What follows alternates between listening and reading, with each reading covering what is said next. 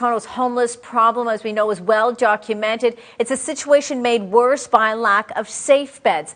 Well, there's plans now to open a new shelter in one Toronto neighborhood. However, not everyone is in favor of it. In fact, the idea is drawing a lot of anger from people in that area.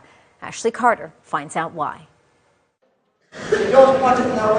Some residents of the Runnymede community are outraged.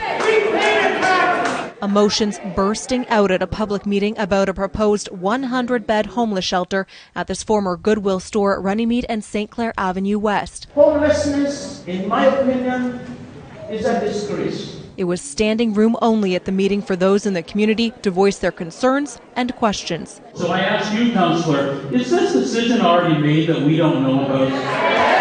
The city says the building is a suitable size, is wheelchair accessible and close to transit, all necessary for a shelter.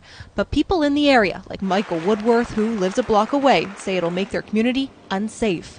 The city says since 2011, Toronto's 59 homeless shelters have been operating 90% above their operating level. Each night, 5,000 people in the city are homeless. 65% of those are men, so new homeless shelters are inevitable. So some in the community are embracing the proposal and are ashamed of how others are acting.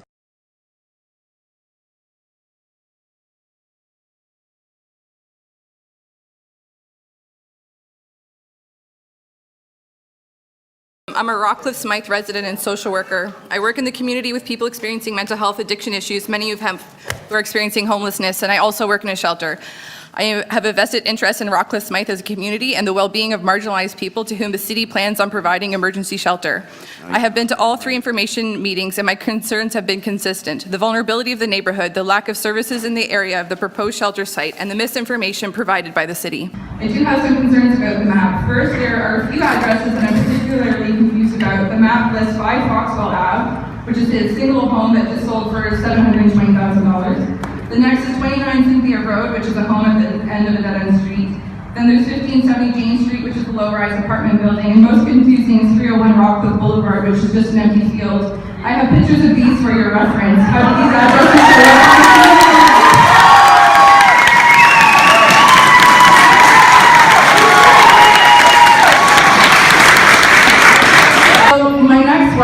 probably the scariest one for me when I noticed it was that one of the most relevant resources on the map that you provided is the Simbolner Neighborhood Association, which would address the primary needs of the people staying in shelters, the ones we heard that Mr. George needed and the ones that the healthcare professionals were talking about. And it does have services such as harm reduction equipment, drop-in services, meals, clothing banks, and social recreational programs.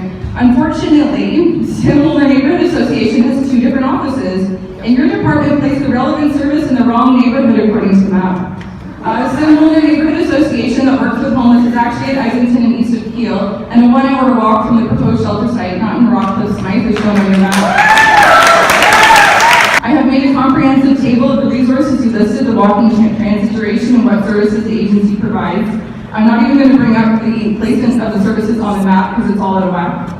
Considering that SSHA put irrelevant research on the information link provided to the community about the impact of shelters on communities, which was addressed in the first meeting, you said yourself that there was no research in the area, therefore it appears that the city made a false claim on their own information bulletin. And considering all the inconsistencies in the map you provided the public and possibly used to assess the services in the area and false information, I do have to ask, is SSHA deliberately misleading the public, or is there some sort of incompetence in the department?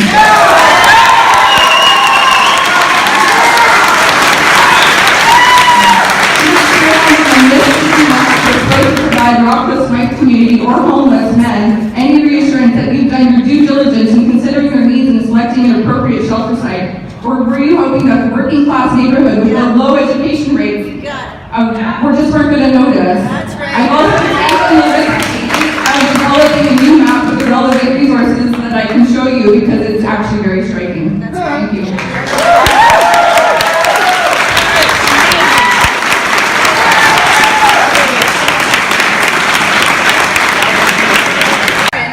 Were you misleading the public?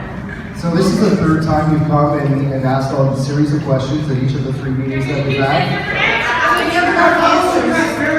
what I'd like to do is really thank you, because you've done a lot of them, and you have. And it's absolutely... She did! You have done a lot of research, and that's very helpful for us.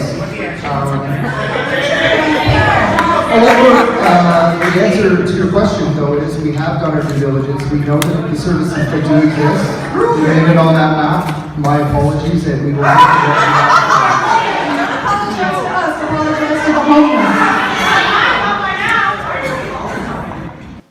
The maps should have been corrected by now, and they were never corrected, even though we pointed it out. The councillors pointed it out, and the community pointed it out. So why did we never correct those maps?